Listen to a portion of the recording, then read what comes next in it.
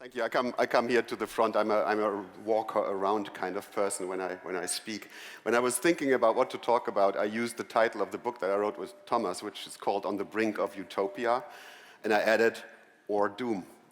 Because it's kind of interesting how important the narrative is that we're giving ourselves about our future. And this place, future positive, obviously, should bring together people that have a positive view about the future. But let me ask you, who thinks that our future will be great and there will be a better world in 20, 30 years? Please raise your hands. That's most of you. Who thinks the opposite? You know, pessimism is a waste of time. There is no good alternative to being optimistic, which doesn't mean you don't need to be realistic, because sometimes it's probably good to at least envision somewhat the negative things that might happen. But I think we're doing it way too much. And we're letting our narrative be controlled by very few people that for some reason think that their lives should be spent, making us afraid of the future. Raising all the problems that might kill us. And yeah, there are quite a few that might kill us, but they're probably all solvable. So first and foremost, you know that if you want to predict your future, you have to create it. You've heard that. Some famous person said this. It's unclear who, if it was Lincoln or Alan Kay or somebody. Doesn't matter. I think it's a good saying. But of course, what needs to come first is what kind of future is that?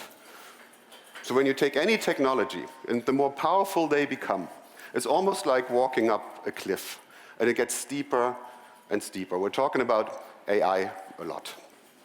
So now, the future of AI, what can it be? It can be our robot children, so to speak. They can become our successors that we educate, with our principles, with our sort of humanistic foundation, to make them children that we can really be proud of, that make our lives better and maybe become the next species. I can say that here at DLD. Enough crazy people around. Why not? But then we hope they become children that we can be proud of. Or we can say, okay, it will be drone swarms that kill us all. Right? And you've seen those pictures from mostly China, where they're used as replacement fireworks. Very impressive. I don't know about you, I get the creeps when I see this. It's kind of both. It's beautiful and it's scary at the same time. So the most important thing that we forget about most of the time is, because we're too much in love with technologies, is to talk about what kind of future do we want to create with these technologies. And we need to paint these pictures. When I grew up in the 70s, we still had these future vision, which almost seems like steampunk these days, donut-shaped space stations, atomic rockets, dogs with an astronaut's helmet, flying to the moon or whatever, flying to the stars. I read a lot of science fiction that was sort of picturing a world, how it might evolve and go into a future that's really exciting. Now, when you talk to the kids nowadays, what do you think about the future? A lot of them, glue themselves to the roads because they're afraid that the Earth goes under, because of climate change, which is a topic to worry about. But it's totally a topic because we created the problem with technology. It should be solvable with technology. That's nothing to be afraid of in the sense that the world goes under. But that's the narrative that these kids have. And we got quite a few more like these. I mean, immigration is the biggest problem of Germany, some parties suggest. Well, yes, if we have too little, obviously, but it's not what they mean, I guess. And yes, there are some immigrants that don't behave nicely, yes, of course, like humans, right? Duh. Give them a life, make them important, weave them into the system, give them a future, and they'll be fine, right? So it's not a problem, but it is sort of pitched as a problem. So think about this, creating the narrative and telling positive stories is where it all begins. And then create your own story. I mean, isn't it wonderful? You can say, what's the future that I envision? What am I interested in? So create this future in your head, and then you have a picture on where you want to go. And then you can go backwards, and you find the holes in the road that need to be filled. And now you have a strategy, you have a mission. And now you can work on these things. And if anybody asks you why you're doing this, you can go to the very top and you can say, because I want this future. Then you have a story to tell. It's also a great investment pitch, by the way. Don't bore people with spreadsheets, tell them a story, and that's a story that works. So now at SPRIND, we were tasked to do a little bit of that. And to me, it was kind of new because I've never been on the public sector side, on the government side of things. I've been an entrepreneur for my whole life, in software. And whenever government showed up, it was never good. It meant tax troubles or regulations that I had to deal with. So for me, government was much more a problem. Get out of the way and let me do my thing. Now, of course, government is very powerful at the same time, obviously. And if it's done right, it can do very good things. So when I was asked to build sort of a German version of ARPA, the Advanced Research Projects Agency, I was enticed. I thought, this is so way out of my comfort zone. I've never built a public agency, a Behörde, like we say in Germany. Who gives me the creeps when I heard that I'm a Behördenchef, a director of a public agency. That's been never any of my life goals, but then I never had any concrete life goals. I just stumbled through my life and got to places, and then here we are. And so here I was, so this is where I ended up. Now, of course, when you're spending tax dollars, that was my first thought. You have to do good for the people. So in a way, you're automatically creating a positive narrative. So if I am to scout and fund and incubate new technologies, we first have to think about the story, about the future that we're creating here. And does it create benefit for the people whose money I'm spending? Right? I'm accountable to them. So in a way, doing good things as a government agency is really easy. I'm not a VC. I don't have to look at IRR. Luckily, I was a VC for 7 years. I know how stressful that is in fundraising and all that stuff, and LP meetings, and yeah, you have to create profits. That's, and no matter how. That's a tough business. And it can be aligned with creating good things, but it doesn't have to be. As a government agency, it has to be. It has to be. So no excuses. And of course, whenever I'm challenged, why are you doing this? Why are you doing something crazy like fusion or quantum computers, and we talk about these things? Why are you doing this? Yeah, because if it works, it will create something great. It will create a great future for us. And yeah, it's crazy, and yeah, it may fail, but if it works, it will be great. So now what we did is, and in the meantime, we're a team, and you see those black shirts, right? The SPRIND people who are in this room, please raise your hands. You see a few, usually black shirts, sometimes SPRIND on this, talk to them.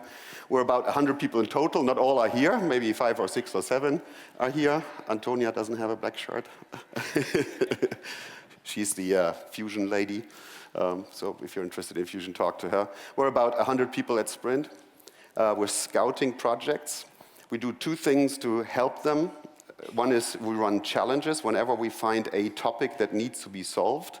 For example, we need a broadband antiviral, right, to stop those threats of the viruses that are spreading around, or long-term energy storage, and here it goes, we ran 9 of those so far, and some of them are still active. We just closed, I think, the call phase for the compound computing challenge, which is compound learning for AI, that you don't have to buy a million H100s to be in the business, but instead can distribute your load and do many more things. Really exciting challenges, and anybody can apply. It's quick money if your application is great, right? So it's not like filling out 400 pages of forms. You sign a contract that we publish with the call. It's 10, 14 pages or so.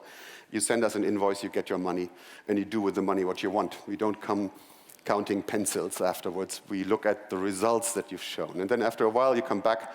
It's like a co-opetition, which is pretty interesting. We do so-called challenge days where we bring all teams into one room and let them present what they're doing for cross-pollination. And it's pretty interesting. Teams merge, they learn from each other. They're trying to solve the same problem, but in different ways. And there will be usually more than one winner, and you get money as part of the challenge and not in the end. So it's not a big prize money at the end. It's to get to the end over 3 or 4 phases. You might be eliminated. But if you're not eliminated, you get more and more money towards the end to solve the problem, so you're all in the same boat anyways. This is why we can create this co-opetition, this cooperation, even though it's a competition. And we end up with a bunch of solutions that then turn into companies that we or others can fund to continue working on solving that problem so that the ball doesn't drop after that. The other one is project financing. So whenever you have a project that's TRL 3 or more, so it must be real, not just an idea, you can apply. You go to our website, SPRIND.org, SPRIND.org, and you apply. And we call you back, and usually if we like what we see, we have a bunch of questions which we ask you to answer, and we give you money for doing so that we can cycle quickly and keep the ball rolling as you apply for SPRIND. And then in this process of you answering these questions and working on creating mostly a document that answers these questions, we can also already work with the team, maybe help you find additional team members, network you with others, talk to the legislators. When you're doing fusion, you need to talk to the legislators and make sure that they don't kill this by regulation. And we do these things as well. We're a government agency. That's some kind of superpower. We've done 9 challenges, I told you. We've seen 2,000-ish projects, 2,200 projects. We financed 160 teams in total. That's all September last year, so it's more already. We had a budget last year of about 220 million euros, growing from 0 5 years ago. We're only 5 years old, and I guess we will continue to do so. Hopefully we'll see a lot more sprints popping up in other countries, because it's not a German thing, right? It should have been, sprint should have been a European thing at least, but I think it was great that the German government said, no, head in the clouds, but feet on the ground. Let's just start here in Germany and create this and show that this actually works. And I'm confident that over the next 2 or 3 years, we're going to see more of this on the European level. Some of you may have heard of the Draghi paper, where he criticizes the work of the EU and how it should change. There's a lot of sprint in there. There's a lot of ideas on how Europe might evolve and become much more agile and faster, because we have to. We have to, right? It's the decision about whether we're heading for utopia or doom that we're talking about. I think this conference couldn't be better timed this year than it ever was. It's always greatly timed because it kind of kicks off the year, but this year will be super important for creating the future that we want and not slipping into where the doomsayers want us to slip into. So let's all work on this. Let's help super networker Steffi to get this right here, and thanks Steffi again for having us all.